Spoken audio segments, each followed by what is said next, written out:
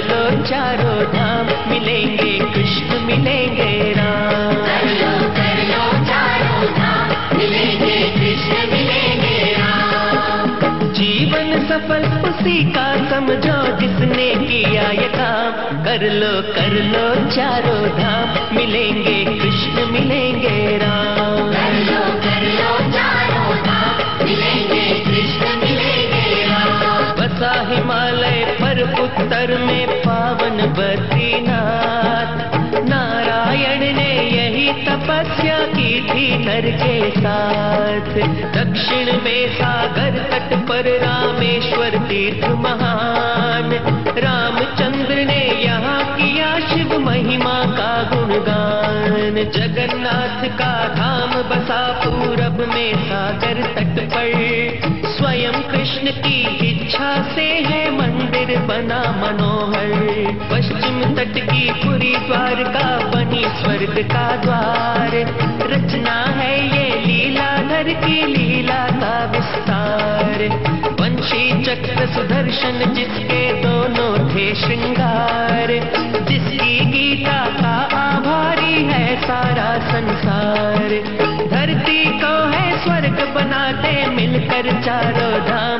कर लो चारों धाम, मिलेंगे कृष्ण मिलेंगे राम। कर लो चारों धाम, मिलेंगे कृष्ण मिलेंगे राम। जीवन सफल उसी का समझो जिसने किया ये काम। कर लो चारों धाम, मिलेंगे कृष्ण मिलेंगे राम। कर लो चारों धाम, मिलेंगे कृष्ण मिलेंगे राम। कर लो चारों धाम, मिलेंगे कृष्ण मिलेंगे राम।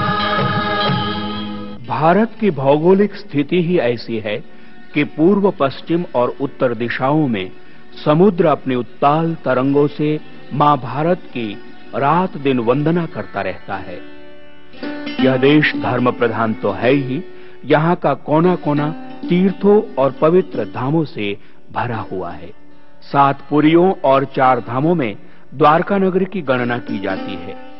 योगेश्वर श्री कृष्ण द्वापर युग में जब अंतर्ध्यान हुए तो उनकी राजधानी द्वारकापुरी समुद्र में डूब गई थी।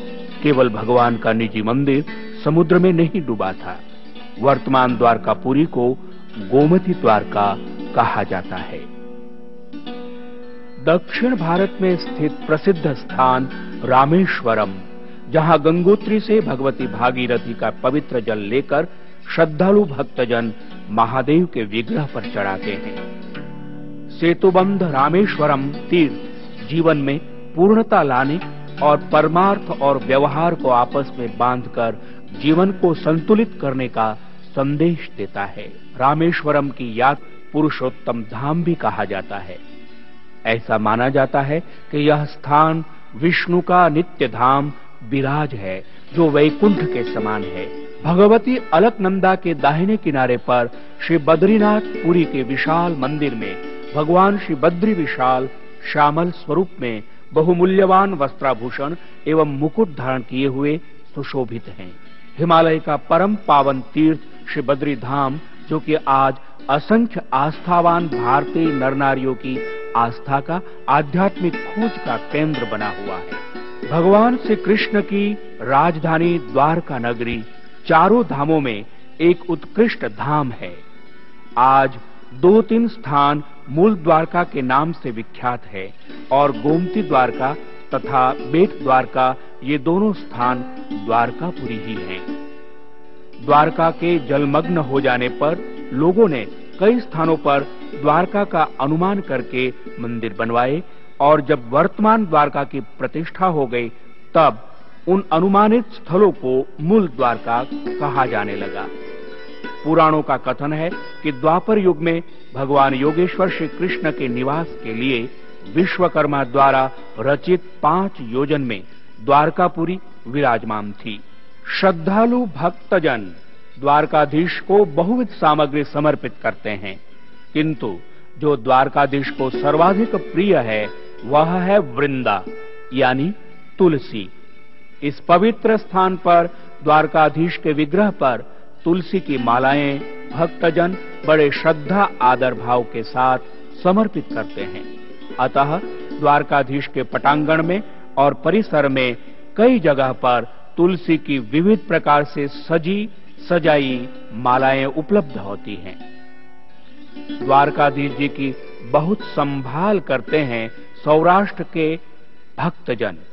मंगला, राजभोग और शयन आरती नियमित रूप से प्रभु की सेवा में श्रद्धा भाव के साथ अर्पित की जाती है। स्कंद पुराण में संदर्भ मिलता है कि एक समय श्री अयोध्या जी के पास नैमिषारण्य क्षेत्र में ऋषियों में सर्वश्रेष्ठ शौनक आदि मुनि सूत जी से पूछने लगे कि हे सूत जी, इस पाखंड से भरपूर भयंकर कलयुग में श्री कृष्ण भगवान को हम कैसे मिल पाएंगे, और इस घोर कलिकाल में श्री कृष्ण भगवान कौन से स्थल में निरंतर बसते हैं। तो सूत जी बोले कि हे ऋषियों, पश्चिम समुद्र के किनारे कुशस्थली नामक नगर प्रसिद्ध है। उसको हम लोग द्वारिका कहते हैं। उसमें सबको मोक्ष देने वाले परब्रह्म परमात्मा श्री कृष्ण भगवान 16 कला से पूर्ण होकर विराजमान है। उसी श्री द्वारकापुरी को तुम लोग परम धाम और परम पूज्य रूप से जानो। हे मुनिजन, ऐसे ही द्वारकापुरी में भक्ति भाव से जाने का विचार यदि कोई पापी भी करता है और दूसरों को भी जाने की प्रेरणा करता है, तो इतने से ही उसके पितृगण नरक से मुक्त होकर स्वर्ग में जाने के योग्य हो जाते हैं। जो आदमी पांव से अर्थात पैदल चलकर द्वारकापुरी में आता है, उसको तो एक एक पांव धरने से अश्वमेध यज्ञ का पुण्य मिलता है। हरे कृष्णा गोविंदा, हरे कृष्णा गोपाला, हरे कृष्णा गोविंदा, हरे कृष्णा गोपाला, हरे कृष्णा।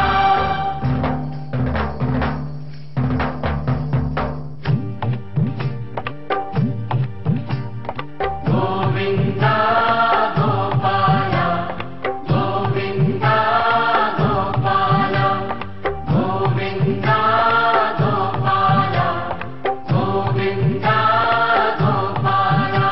हे बांके बिहारी श्याम, हमारी झोली भर देना। हे बांके बिहारी श्याम, हमारी झोली भर देना। दिन रैन जपे तेरा नाम, हमारी झोली भर देना। दिन रैन जपे तेरा नाम, हमारी झोली भर देना। गोविंदा गोपाला, गोविंदा गोपाला, गोविंदा गोपाला, गोविंदा गोपाला। हे रात बिहारी श्याम, हमारी झोली भर देना। हे रात बिहारी श्याम, हमारी झोली भर देना। न लौटेंगे हम पहुंचेंगे जहां योगेश्वर श्री कृष्ण स्वयं द्वापर युग में विश्राम करते थे।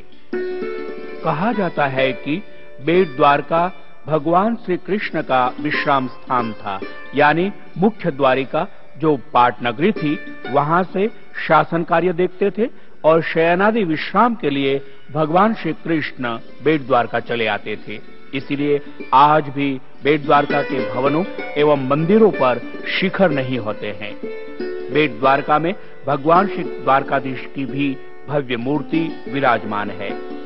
भाव, भक्ति और श्रद्धा विश्वास का संबल लेकर आते हुए ये तीर्थ यात्री जिस श्रद्धा और विश्वास के लिए गोस्वामी तुलसीदास जी कहते हैं, पार्वती शंकरौ वंदे श्रद्धा विश्वास रूपिणौ, याभ्याम विना न पश्यन्ति सिद्धाः स्वान्तस्थमीश्वरम। यानी पार्वती और शंकर के रूप में श्रद्धा और विश्वास का संबल लेकर सिद्ध लोग अपने अंतःकरण में परमात्मा के दर्शन करते हैं। श्रीमद् भगवद गीता में भगवान श्री कृष्ण 12वें अध्याय में भक्ति योग में कहते हैं, एवं सतत युक्ता ये भक्त्या माम पर्युपासते। और भक्ति तथा श्रद्धा संबल के साथ जो मेरी अर्चना करते हैं, मैं उनकी मनोकामना पूर्ण करता हूँ।